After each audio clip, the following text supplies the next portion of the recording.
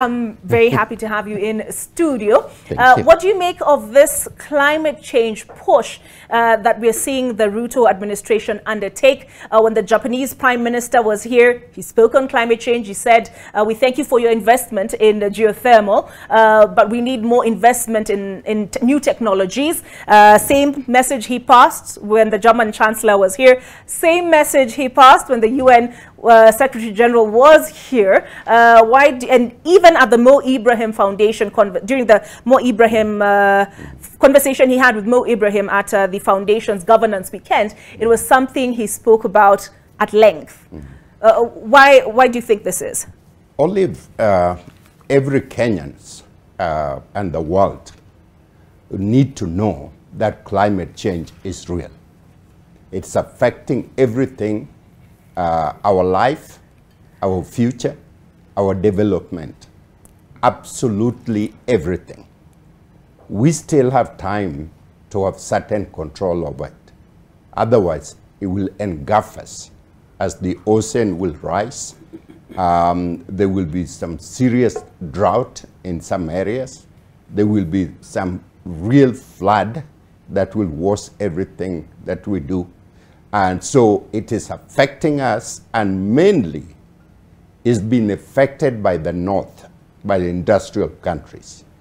We are not helping in any way because we are saying, we in Africa are saying that they, the one who polluted, and we did not pollute, and we need development. So we need to use the same pollutant ingredient that they have used to industrialize.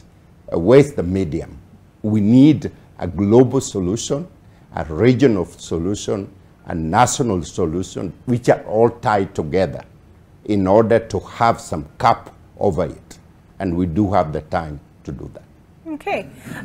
What do you make of the push towards, because he said the conversation has mainly been around adaptation and loss and damage, but President William Ruto is saying this needs to move further to investment. He says that's where the real money is, investment in green energy. Ambassador Mancha. Thank you very much, Olive. Perhaps before I comment on this climate matter, very important, I think it's important for us to recognize one of the major events that took place over the weekend. The coronation, it wasn't even in the headlines. It was. You know, that was a major event, seeing that institution that has lived on for centuries and how things were done to detail, and King Charles being the oldest person to be crowned. But also, I mean, today is a new term for our children, our students going back, to wish them well as they travel, but also as they study.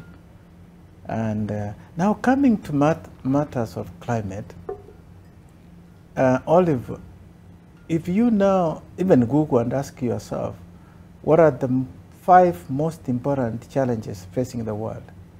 Climate change will pop up as the #1. And so you would expect any country who is interested in this, what you aptly summed up as we all sink together or survive together, will be responsible in trying to address that. But Noah has made a very strong case in saying, look, there has not been fairness in determining how to move forward from the challenges that we find ourselves. This being the case, what is behind this? If you look at what has brought us to here, we have not been responsible in the way we exploit resources for our comfort, for our development. We have used technologies that were destroying our environment. And developed countries have climbed the ladder to be where they are now. Now that they have reached there, they are throwing away the ladder, saying, no, you don't need to come this way, the way we came. And they are leaving us down on the ground, stranded. And Africa is asking, you created the mess, and you are telling us to be part of the solution, but you don't even want to help us to come to where you are.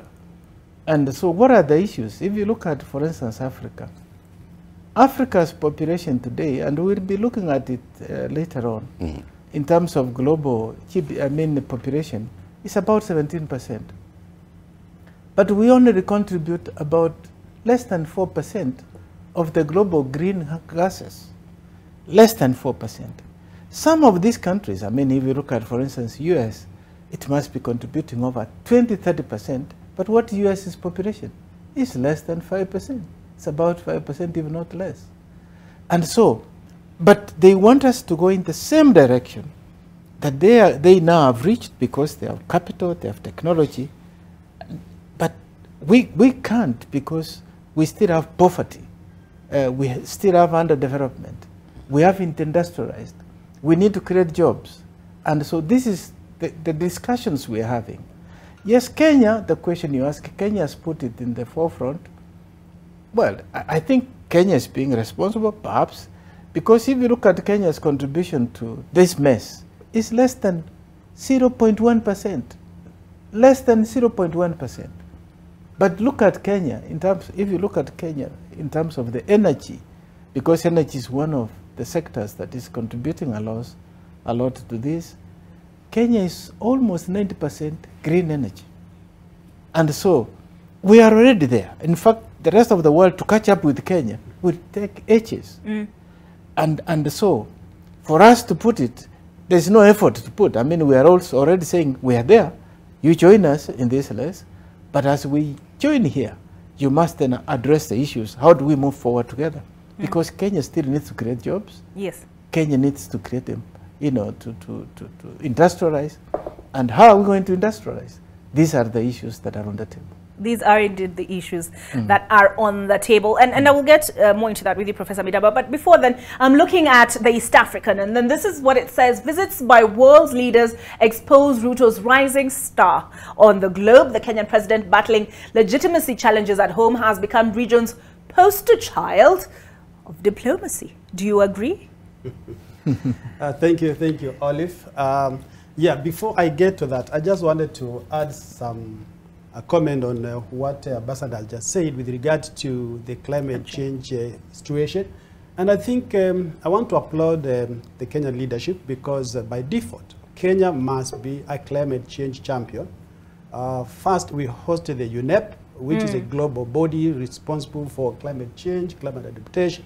And therefore, we must lead by example. We are also we of course also remember the track record of Professor Wangari Maathai, a very renowned environmentalist.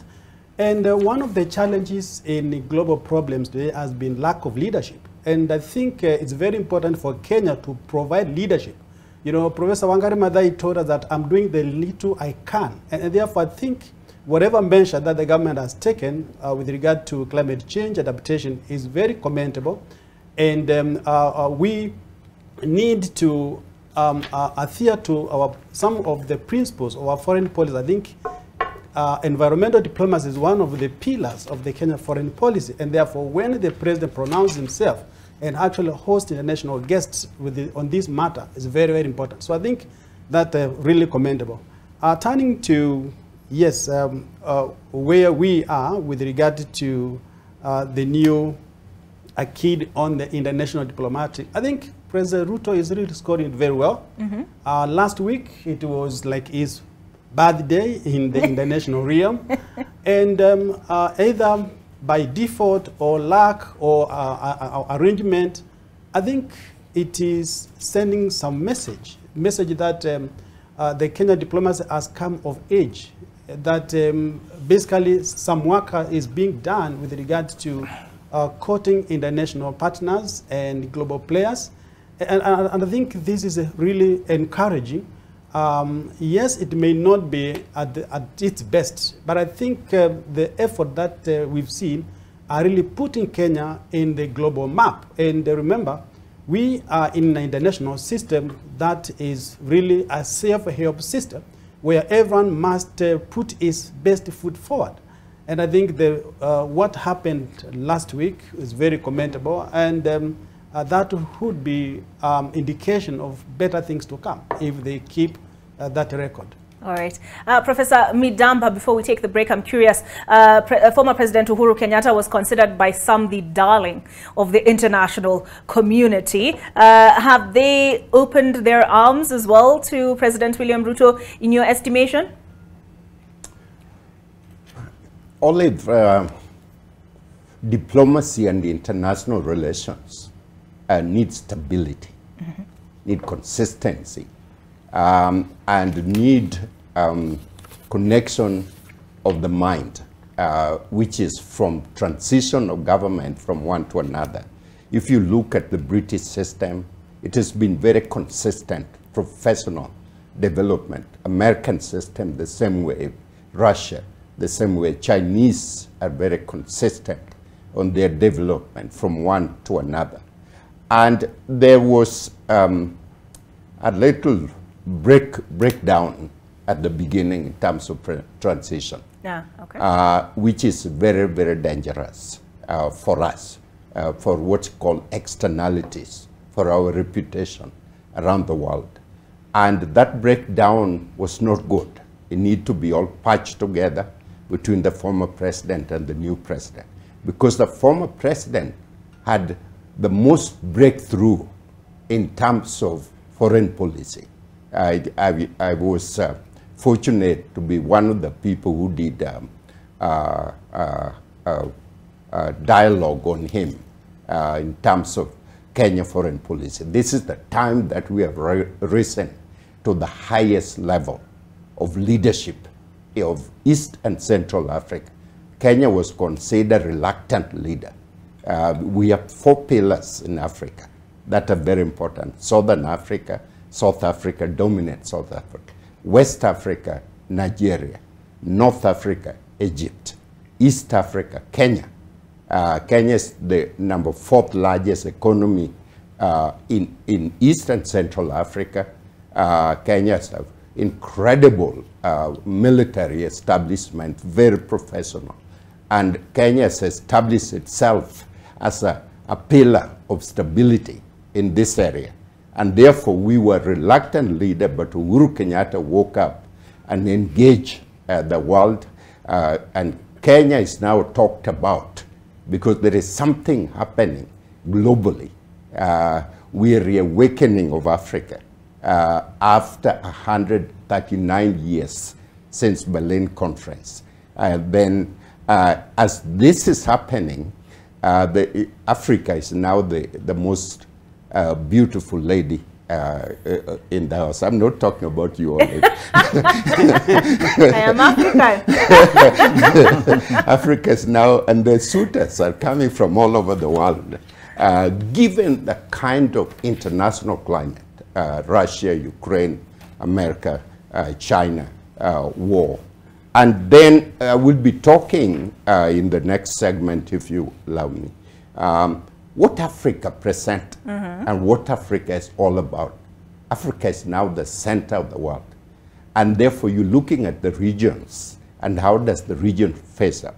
And Kenya has risen up globally and regionally as a pillar of stability, of leadership. It doesn't matter of all, squabble we have at home. But internationally, we have done very well. So I'm very glad that President Ruto is picking up where Uhuru is to really move to that leadership.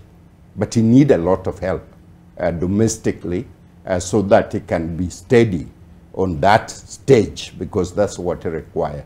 And you need people like Kenyatta also back on the fold, to work together. Okay, all right. We take a break as